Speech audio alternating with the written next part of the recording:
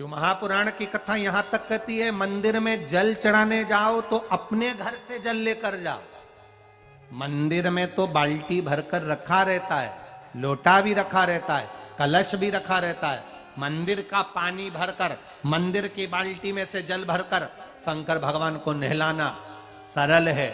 अपने घर से जल लेकर जब जाओगे तो घर का वास्तु दोष, घर का पितृ दोष और घर का काल सर्प दोष तीनों उस लोटे के माध्यम से जाएगा और शिव को समर्पित हो जाएगा। आज फिर निवेदन करूंगा, इस नेपाल देश की पावन धरा से डोलेश्वर महादेव की कथा में निवेदन करना चाहूंगा।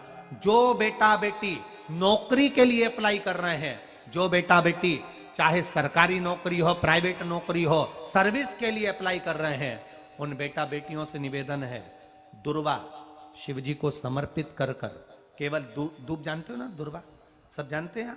दुबा जो माला पिनाई थी उसमें बहुत सारी लगी थी, पढ़ी है यहाँ, बताना जरा।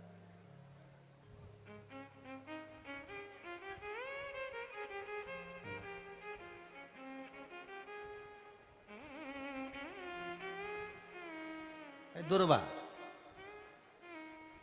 जो बेटा बेटी सर्विस के लिए अप्लाई कर रहे हैं, तुम मेहनत करो, पढ़ाई करो, खूब पढ़ो, खूब तैयारी करो, अच्छे से तैयारी करो। जितनी मेहनत तुमने पूर्व में करी उससे दुगनी मेहनत तुम करो उस नौकरी को पाने के लिए। और साथ में जब एग्जाम के लिए जाओ, कहीं इंटरव्यू देने के लिए जाओ, दुर्वा शिव जी को, इस दुर्वा का जो डंडी का मुख है ये अशोक सुंदरी वाली जगह, फिर समझ लीजिए जैसे ये शिवलिंग, ये गोल जलाधारी, यहां से पानी नीचे गिरता है, बीच में अशोक सुंदरी का स्थान होता है। तो ये जो दुर्वा हम चढ़ाएंगे तो इसका डंडी का मुख शिवलिंग के पर चढ़ाएंगे तो ये शिवलिंग पर डंडी की जो भाग है वो अशोक सुंदरी की ओर हो गया और ये भाग इस ओर हो गया। शिव जी को समर्पित कर कर पहले दुर्वा चढ़ाएंगे, उसके बाद में देवाधिदेव महादेव को एक लोटा जल जो तुम घर से लेकर गए हो वो समर्पित करो। 3 महीना लगातार अपनी पढ़ाई की मेहनत करो, अपने इंटरव्यू की मेहनत करो और खूब अच्छा पढ़कर साथ में एक लोटा जल और दुर्वा शिव जी को भले 10 दुर्वा की जगह केवल 1 दुर्वा चढ़ाओ, चढ़ाकर जल चढ़ाना। 3 महीने तक लगातार बाबा से प्रार्थना करना। विश्वास कहता है अगला पत्र तुम्हारा व्यासपीठ पर होगा, नौकरी लगेगी, निश्चित है। आप करो मेहनत, कर्म करने में पीछे मत हटना, पढ़ने में पीछे मत हटना, विद्या अध्ययन करने में पीछे मत हटना, अच्छी एजुकेशन पाने में पीछे मत हटना। पहले मेहनत अपनी करो।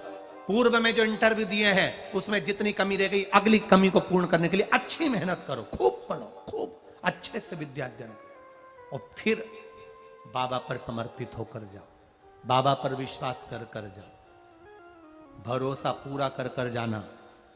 इंटरव्यू देते समय अपना विल पावर मजबूत होना चाहिए कि मेरे साथ मेरा काल अधिपति महाकाल है, अब निकल कर मानूंगी।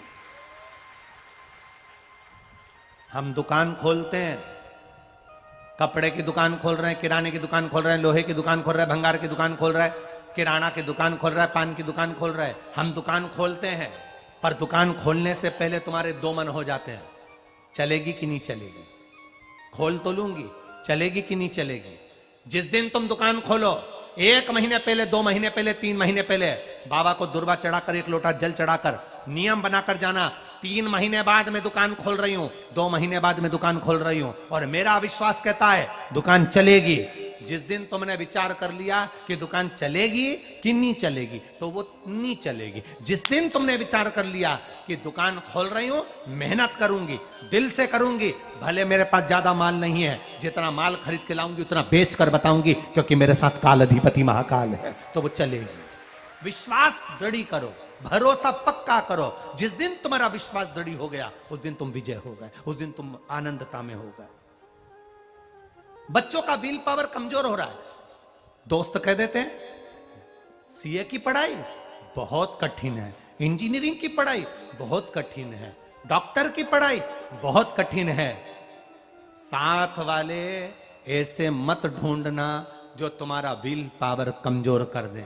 ये वाली फैक्ट्री खोलेंगे तो हो सकता है नुकसान हो जाए, इसलिए ये फैक्ट्री खोलने का मन नहीं हो रहा है। फैक्ट्री का सेटअप जम गया, सब कुछ जम गया, और मालूम पड़े, विचार करा कौन चलाएगा, कैसे होगा, कैसे चलेगी, तो वो फैक्ट्री कभी नहीं चलेगी। तुमने सोच लिया कि अपने क्षेत्र में नहीं है, मेहनत करूंगा, 4 चांद लगाऊंगा, कहीं पर भी जाऊंगा, पर जीत कर बताऊंगा, तो वो फैक्ट्री भी भग दौड़ेगी। निश्चितता है आपका विल पावर कमजोर नहीं होना चाहिए।